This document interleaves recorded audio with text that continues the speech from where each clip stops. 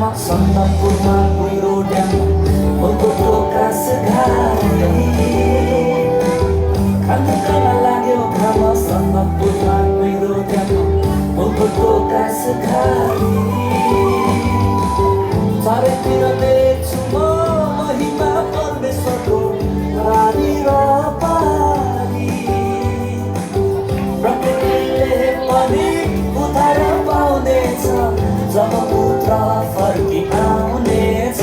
मलाई कृष्ण मनपर्छ मलाई रङ्गीत मनपर्छ प्रकृतिमा प्रशंसाको सङ्गीत मनपर्छ चेला बन्न मनपर्छ